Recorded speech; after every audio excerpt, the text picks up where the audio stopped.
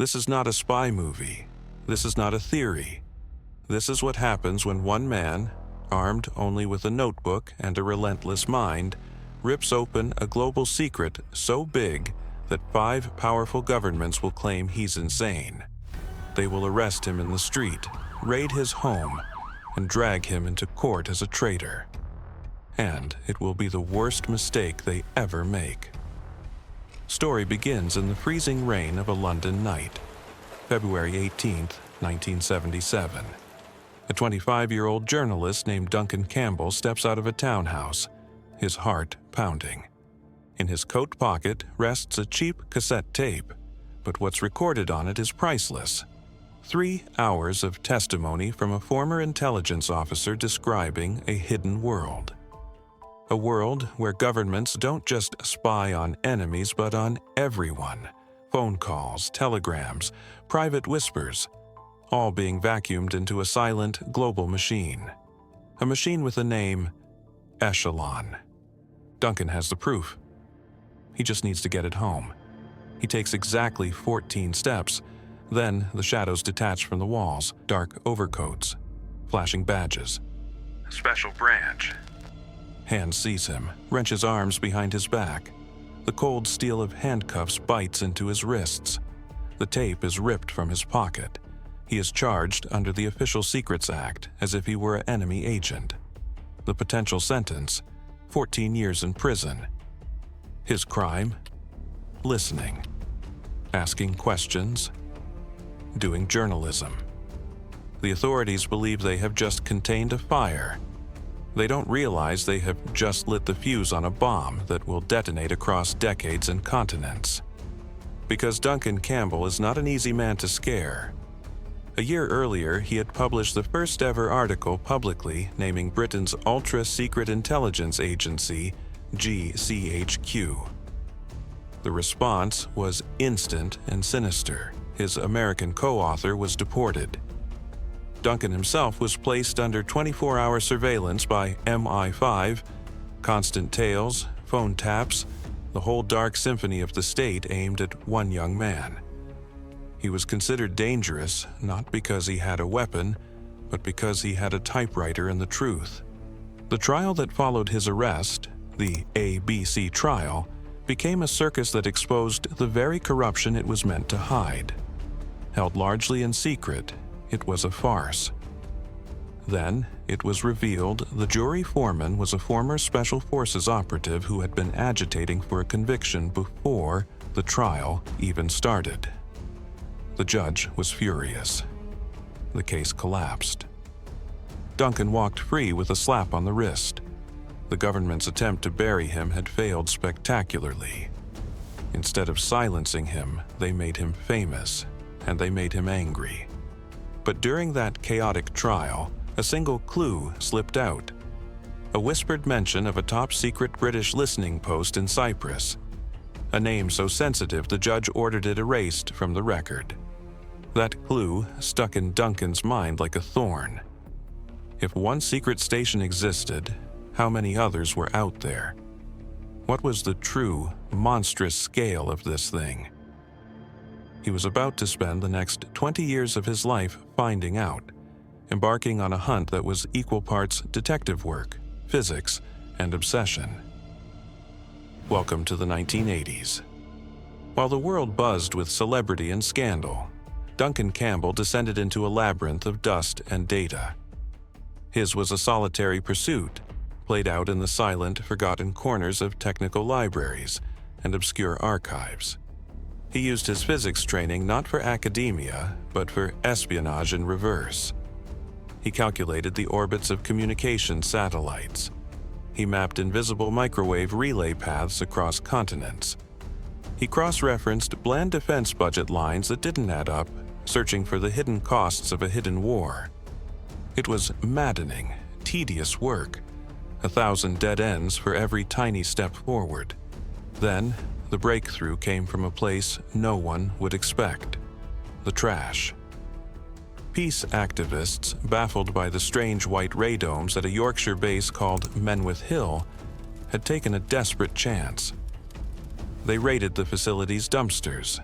They handed Duncan a damp, smelly bundle of discarded papers. Most were useless technical drivel.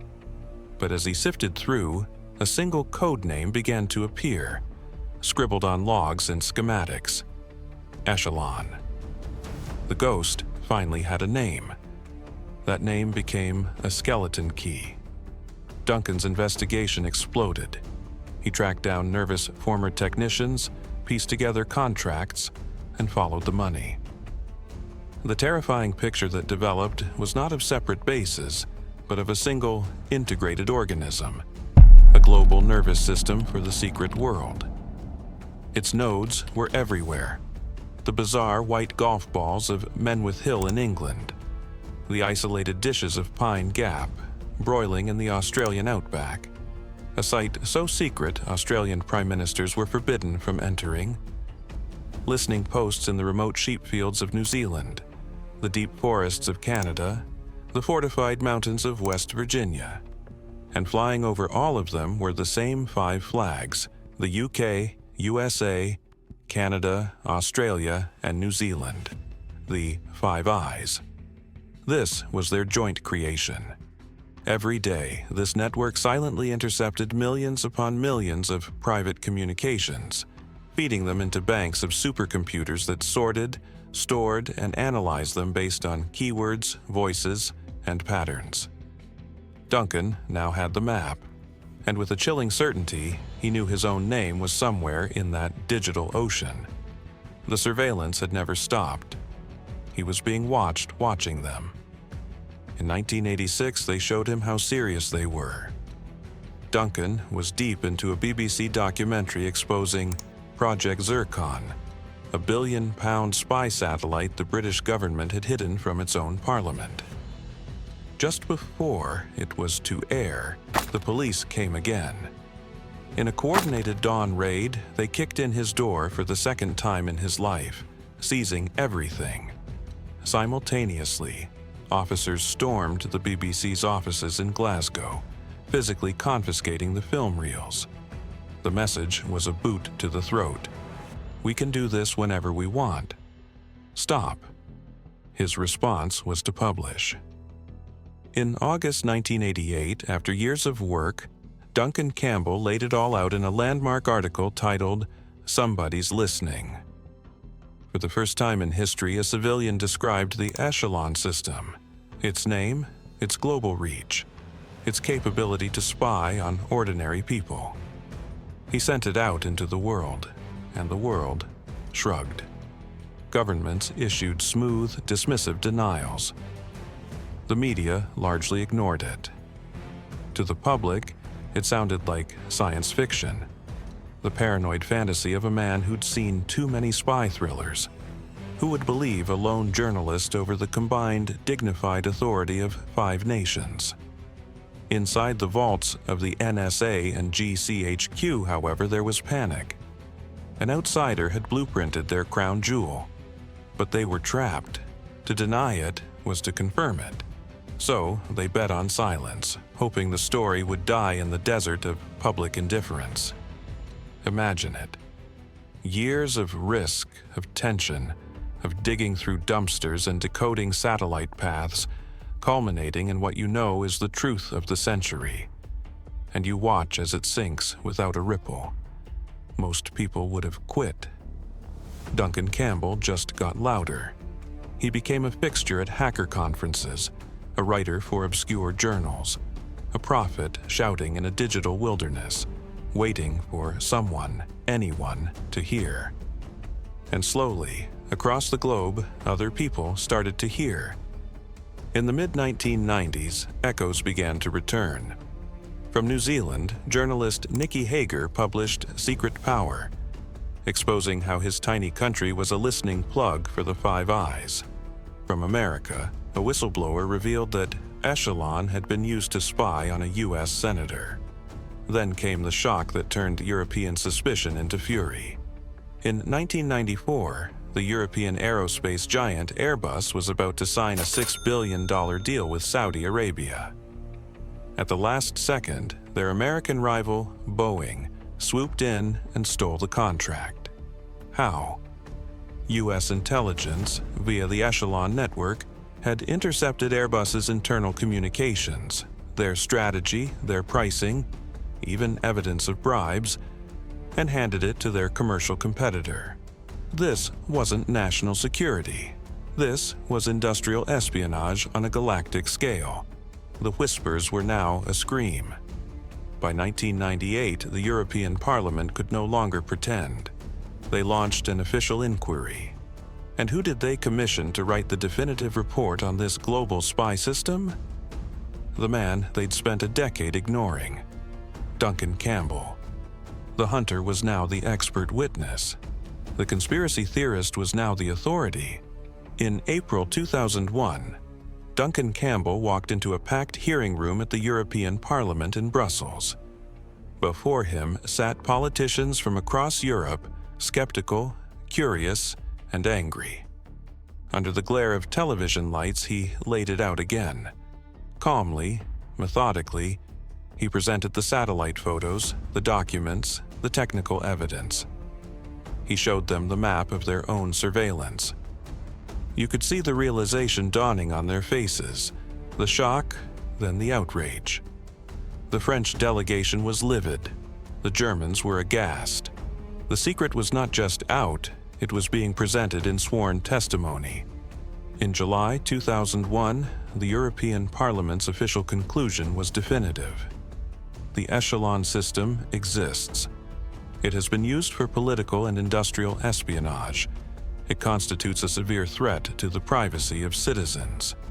Duncan Campbell, the man arrested in the rain with a cassette tape, had been right about everything. Vindication. At long last. But history has a dark sense of irony. On September 5, 2001, the Parliament formally adopted these findings, condemning the global surveillance web. 6 days later, on September 11th, the world changed.